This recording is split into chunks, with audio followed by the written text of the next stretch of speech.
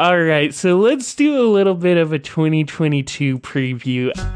2022, the year of a society show. I have a list of some media, some movies and games that I'm kind of looking forward to. I want to hear if there are any you are looking forward to, but I think we should predict whether or not these will be any good. How does that sound? I'm there. So for movies, they are making a new Scream movie, which premieres January 14th, which is the day after this goes live. I believe it's going to be for Netflix, and I gotta be honest, I love the Scream movies a lot, but I really think this is going to be kind of bad. Right there with you. I think it's in theaters though. You said it's on Netflix? I didn't realize. Maybe it's in theaters. Either way, I don't think that's going to make that much of a difference in terms of how I'm going to anticipate its quality. Look, the first Scream it's probably like my top 20 movies of all time. I think it's brilliant. Scream 2, also very good. The third one, they're starting to slip a little bit. I didn't see the fourth one with what's her name? What's her name's the famous niece? She was like a Nickelodeon girl. Emma Roberts, Julia Roberts' niece. Yeah, I didn't see that one, but I understand the premise was like, oh, it's like about reboots, right? So I don't know where else they have to go. Like I've watched the trailers for this one, and I have no idea what like the meta commentary is for this one. And that's like a important part of Scream. It's not just any whodunit murder mystery. Yeah, I kind of think media in general, and you're right, this is not a Netflix movie, but I will say media in general lacks a self-awareness that existed in the 90s and even 2000s that I don't feel confident any movie can really comment on anything. Like there's just no like other level. I have not seen The Matrix, no. That answers some of your questions there. How so? That is a very self-aware movie, almost to the point of annoyance sometimes, but I liked it okay. And I think like some movies, like these Marvel movies, are self-aware in a bad way. Like in the new Spider-Man, where they're like, your name's Dr. Octopus? That's the dumbest thing I've ever heard. You know, like they're ashamed of their source material. Yeah, exactly. Whereas Scream was coming from, Wes Craven obviously is like a master of the genre, and it was coming from like a place of reverence. Yeah, because it is both at the same time like a horror movie and not even like a parody of horror movies, but like a commentary on them. I guess the closest movie deconstruction, maybe. Yeah, that's a great word for it. It's a deconstruction. A movie I kind of thought of as having like the more modern day equivalent of that is did you ever see Knives Out? No, I didn't see Knives Out. Really? That's not how I have heard it. I mean, that's not something I would have expected. Well, I'll heard about that I'll movie. plead my case. Is so with Knives Out, it does feel like Ryan Johnson wrote the characters of this like family to be the people who hated his Star Wars movie, and it very much feels like it's a meta commentary on people being mean to him about Star Wars, and I feel like that. He did accuse people who didn't like Star Wars of being Russian bots and shit. Yeah, exactly. And I do think that that is about the level of insight that most modern movies have. Just this very like shallow, self-centered level of I don't know, just kind of like Like they have contempt for the audience because they were specifically mean to me, the artist. yeah, exactly. And that's just, I mean, so I guess that's the type of analysis or deconstruction that movies kind of seem to do now. Just this very boring and petty type of thing. Whereas Scream was not like that at all. I just don't know where else you can go with Scream. Yeah, I guess integrate. I mean, I'm sure they'll integrate a bunch of social media elements and stuff like that, but that doesn't Yeah, they really. did that. If you saw the trailer where she's like trying to lock the door on her phone or whatever, Yes. and he's Ghostface texts now, which is like it's like that's a little too late. Like I feel like this is all stuff that we would have done in the fourth one. Yes. Yeah, so I'm not very confident in this movie. Another movie I will probably see, but I'm not very confident in, and this is a Netflix movie, is Netflix's Texas Chainsaw Massacre is coming out soon, and honestly, this looks even worse than the new Scream to me. It looks very like kind of shiny, and it doesn't have that grungy quality that is a trademark of Texas Chainsaw, and I just can't It looks like a musical. yeah, I can't imagine it being good at all. Yeah, right.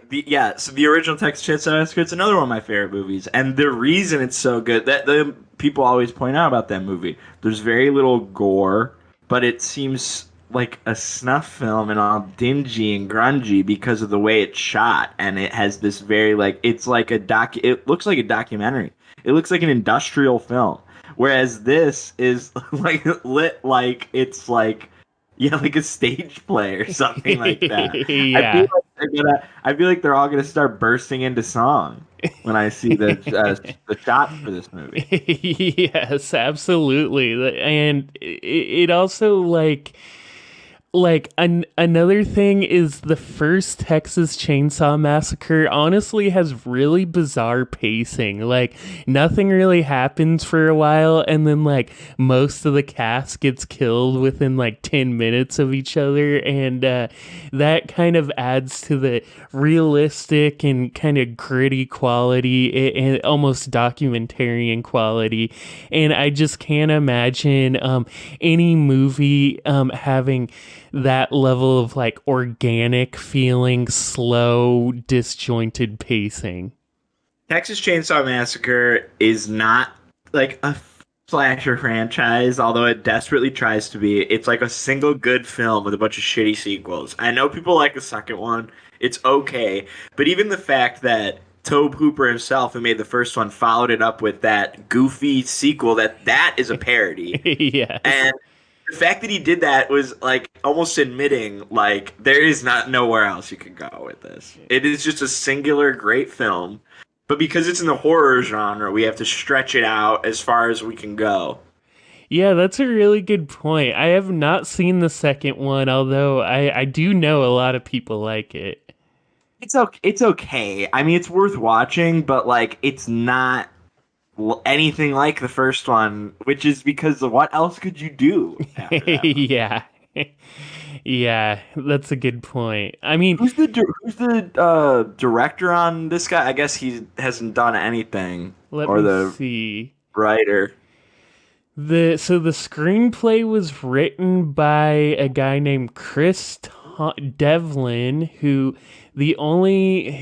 he basically has never done anything else. He in 2018 he wrote a spec script for a horror movie that is now going to be produced, and then after that got hired on to write this movie. So that's a little strange. Okay, I knew that there was some big name on this, and it was the fellas who wrote Evil Dead and Don't Breathe, which were both pretty Okay.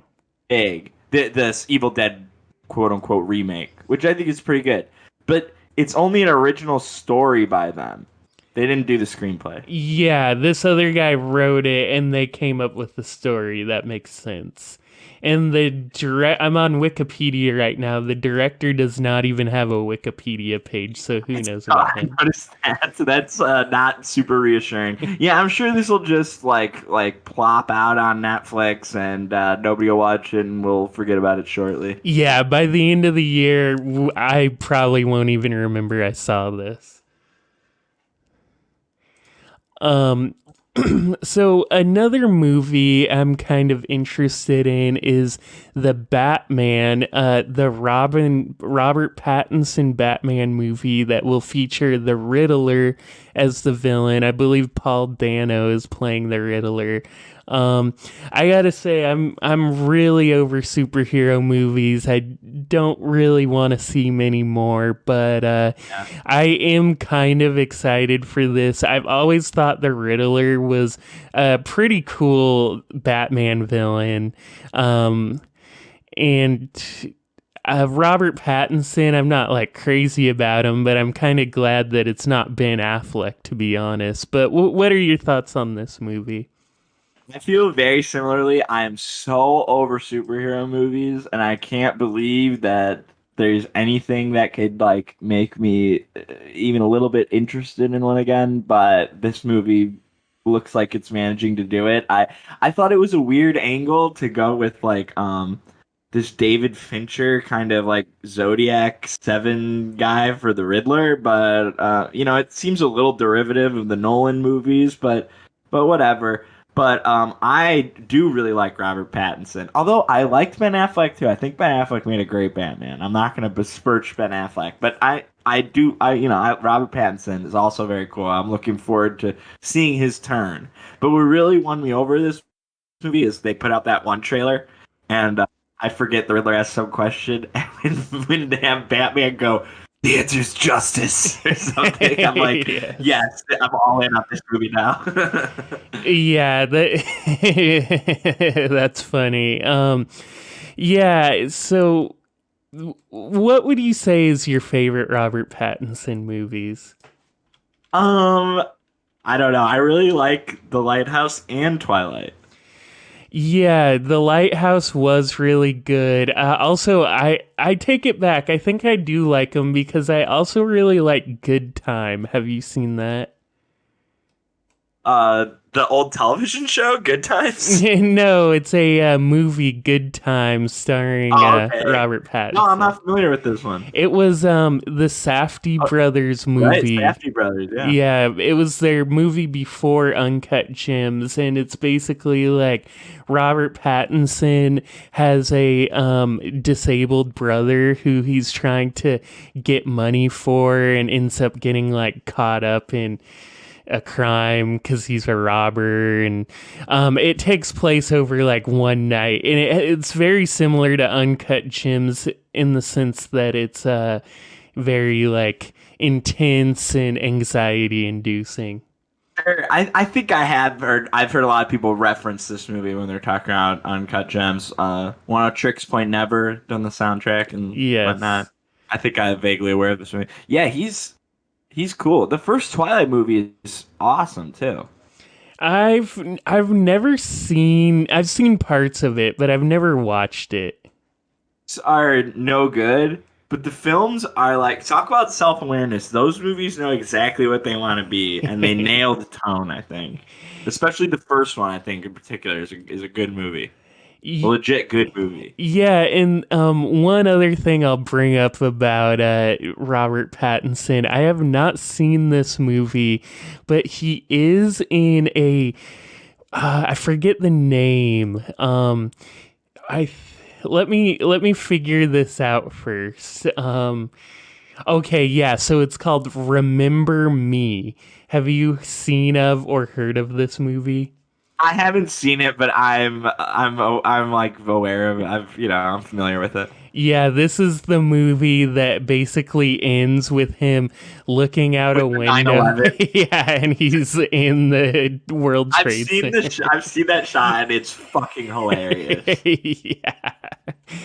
It's so funny. No one would remember that movie if it wasn't for like the very end of it. The rest of the movie, like it doesn't build up to that or anything. Like that clip is like that's all the context you need for that? I believe so. I mean, it's set in New York in 2001, so there's kind of like a shadow of it leading up to it. Right, yeah, you know it's coming.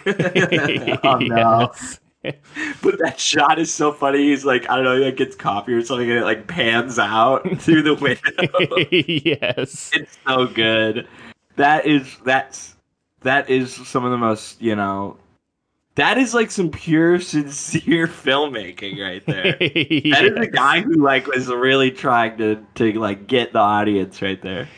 Yeah, so I guess back to Batman. I'm excited to see it, and I probably will see it. Well, I will eventually, but the last movie, Eventually. yeah, maybe not right when it comes out, but the last movie I want to ask about is the Super Mario movie because.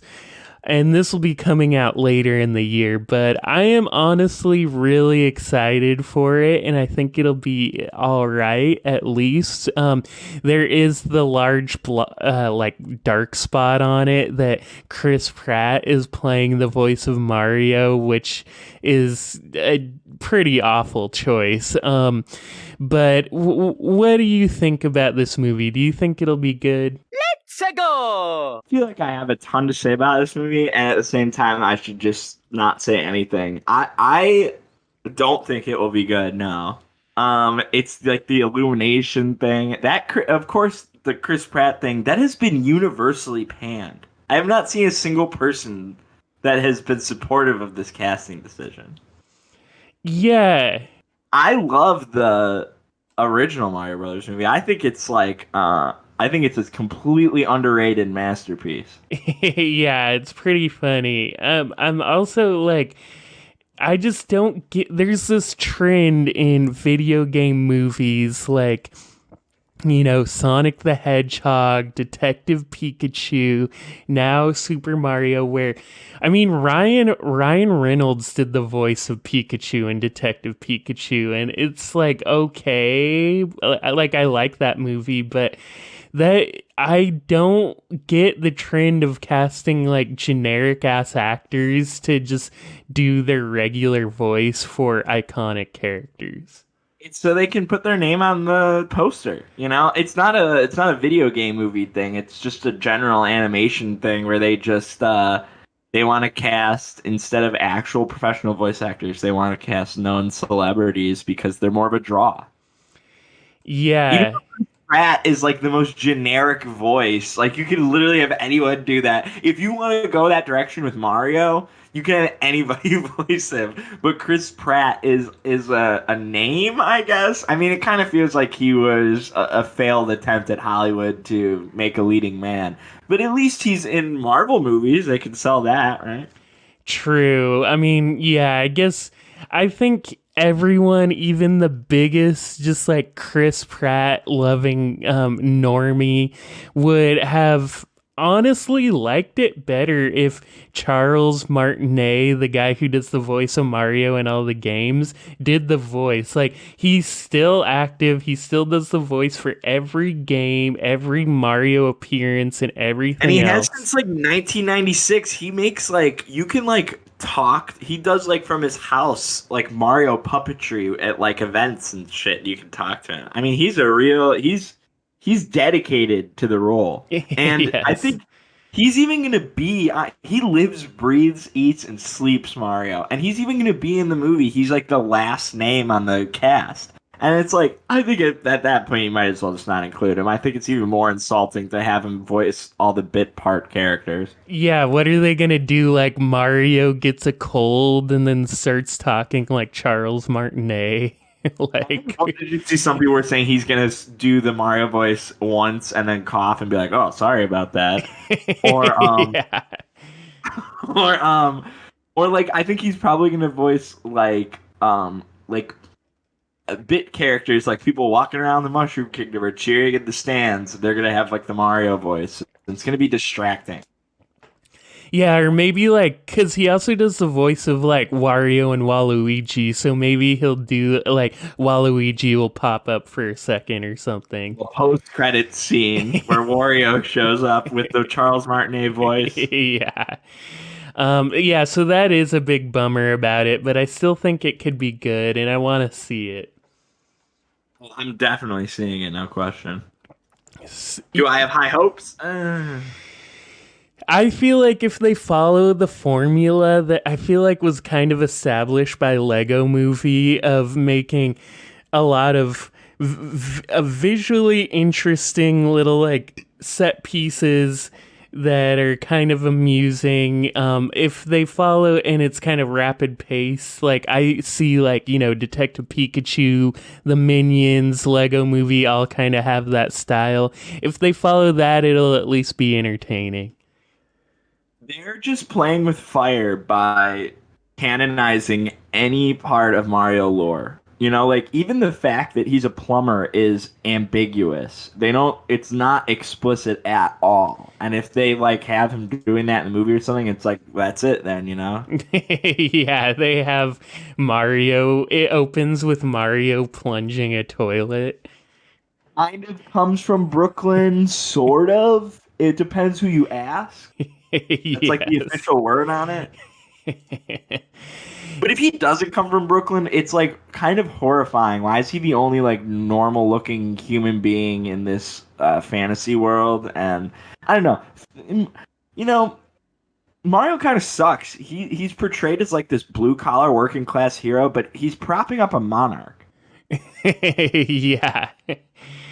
Yeah, Bowser is the Lenin figure of the Mario universe. Yeah, he's the people's ruler. I mean, you can see he employs a lot more races under him. Yeah. Yeah, good point. Hopefully this is all addressed in the new Illumination film. Yes. Yeah, so kind of transitioning from there are some video games coming out this year. I want to know what you think. So the first one, and this is coming out, I believe, later this month, is the new Pokemon game, Pokemon Legends Arceus, and this is kind of like the Breath of the Wildification of Pokemon, and I gotta be honest, I'm pretty worried about it for a couple reasons. I love the traditional Pokemon game format, just beat 8 gyms and beat the Elite Four, like, and catch them all along the way, and I'm worried that this new format won't have the same, like, enduring charm of that. And also a lot of the videos they've released of it so far, it kind of looks unfinished. Like the backgrounds look very like basic. It just seems kind of like it's in a tech demo type phase right now. But do you have any thoughts on this game? I think the fact that it looks bad is just nature of it being a first party Nintendo game. They just all look Yes. bad. But personally, that doesn't bother me too much. I do think you raise a good point that they may be straying too far from the formula. I think ideally Pokemon should be a $15 downloadable game that's 32-bit every time they release a new one, but obviously it's far too big a cash cow for them to do that. But I don't know. I don't know. I mean, it's like people have been asking for an open world Pokemon game for like almost 2 decades, it seems. But it's like kind of too late. I think everyone's pretty over the whole open world thing at this point. I mean, I think when people were asking for that, an implicit part of that vision that the fans had was like, kind of like, oh, other Pokemon trainers would just like be out in the world with you, and you could like battle them like impromptu and a little more like fluid world. But this is it looks like if you shoehorned Breath of the Wild into the Pokemon universe, and I just want to battle, you know. I want to battle my Pokemon. I don't want to like have my trainer have to like dodge Pokemon or throw Pokeballs real time or what we've seen from this game so far, I think exhibits all of the worst qualities of open world games, which is that great, you made a huge map, but it's really empty and there's not a lot to do in it. Yeah. From what we've seen so far, it looks like all there is just like biking around and dodging Pokemon. Yeah, did you play Sword and Shield?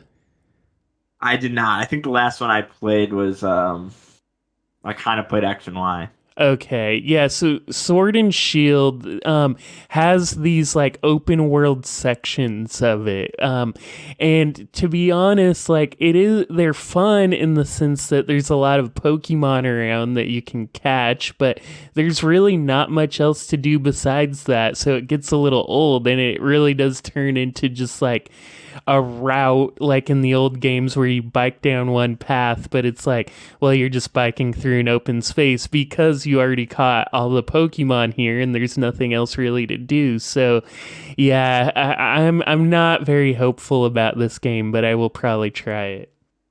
Yeah, yeah. What do you think about the next one? Yeah, so what do you think about Elden Ring? This is a very anticipated game. Yeah, so I'm not a big fan of FromSoft games really. I like old games and like I feel like they kind of have a retro feel, but I just never really got that into them. All my friends like them. Who doesn't? It seems like I'm definitely a minority here. I also don't particularly care for Game of Thrones. George R. R. Martin, I know, has been working on this game as well, but for some reason, I this game looks so awesome. Even though it's a combination of two things I don't particularly care for, it just seems so cool. And it's like, and this seems like a game that's like, from what I've seen, open world done more right, where there's like cool and interesting things to find, and it can kill you. And I've heard it compared to Dungeons and Dragons a lot, so that's been a big selling point for me. Yeah, I'm with you. I'm not a huge FromSoft fan. I have played Dark Souls 1 and Dark Souls 3, and I got maybe about a third of the way through both of them before I was like, this is too hard for me. I don't care enough to keep just battling the same boss over and over.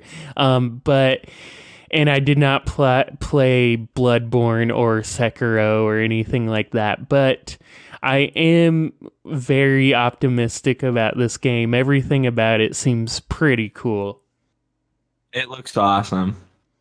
Yeah, so I will probably be trying that one out. Do you have any other thoughts on Elden Ring? No, I don't have much to say about it other than it looks cool. Yeah, that's about all you can say. It looks awesome. One game, I'm not sure, this is a little bit of a niche game, so I don't know if you've played much of them, but I'm looking forward to Gran Turismo 7. Have you much experience with Gran Turismo games? Played the old, like real old ones on like Gran Turismo 2 on PlayStation 1. I really wanted to get Gran Turismo 6 when it came out. It was really hyped up, but I ultimately didn't. Yeah, racing games are kind of like a niche. They remind me of like fighting games. A lot of people get the little custom controller or whatever. They're fun Yeah. as hell. I keep telling myself I'm gonna get into it. I want to get that Forza. Gran Turismo is like the cream of the crop when it comes to the racing game. So, I don't see it disappointing if that's what you're into. Yeah, I have been playing Gran Turismo Sport, which was the only one released on PS4. I think 6 was on PS3, right? Was it? I thought that was on PS4 as well, but I might be mistaken.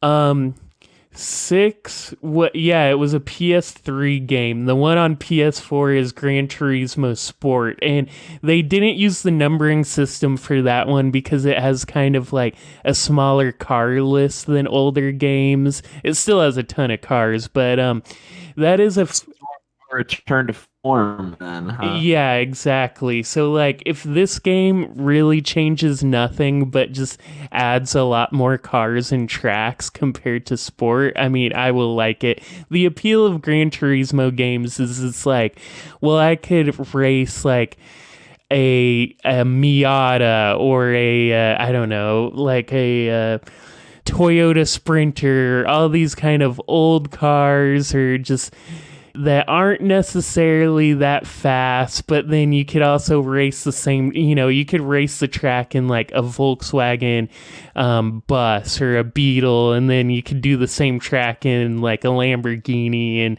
it's very accurate to how the cars actually drive. So I think that's the coolest part, just driving a ton of different types of cars that are realistic to how they drive. Yeah, it's the ultimate racing sim.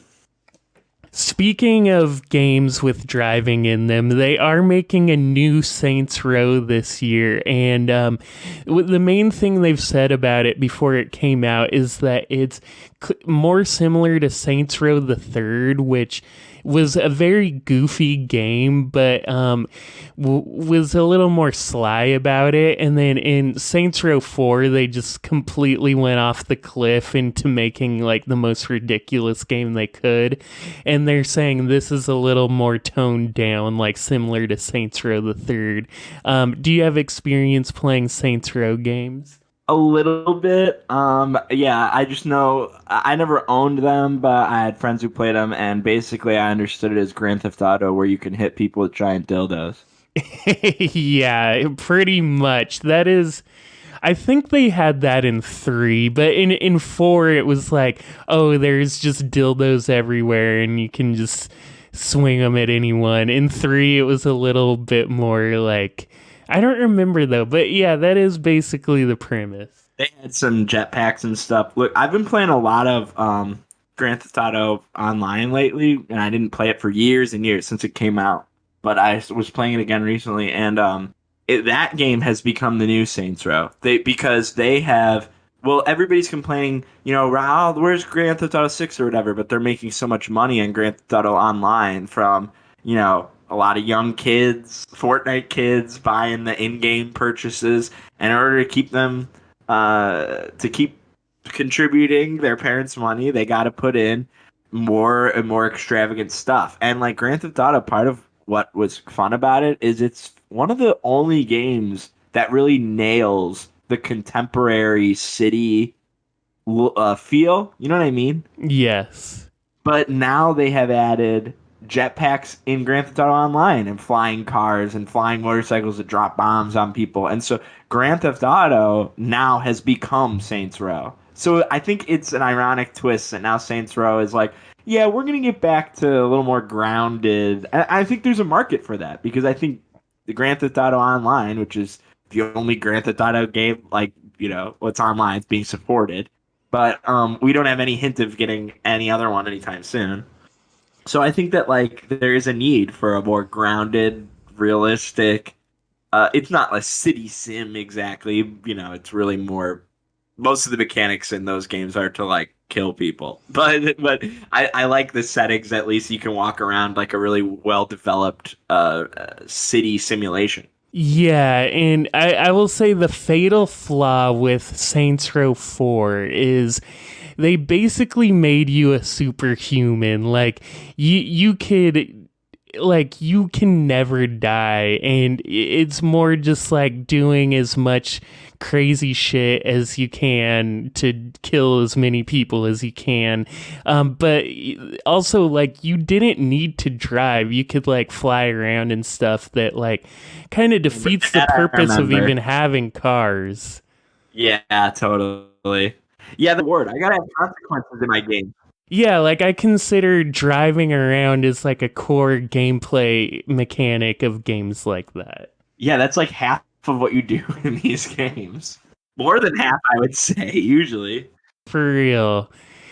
And then the last game I would like to hear your thoughts on is Starfield, which is the long in development new game by Bethesda in their open world structure that they've used for all of the Elder Scrolls games and the Fallout games, but this one is set in space.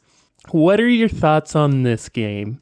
I don't know. I think Bethesda games generally are like okay. I love like RPGs, especially like tabletop RPGs, and I think they need to start getting them more back to that. Like one issue I really have with a lot of the Bethesda games is how they they do like the difficulty scaling for all their enemies, so you can basically go wherever you want, and it doesn't matter because the game will scale the difficulty appropriately. Whereas I like it where some places have some big guys that are going to mess you up, and you have to be more powerful before you can come back there.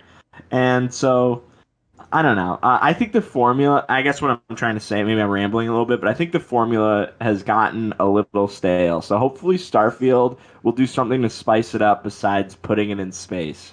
Yeah, so would you consider yourself a Morrowind fan? I actually haven't played Morrowind, but from everything I understand about it, I like that game, like the design of it, a lot better than every other Bethesda game I've played.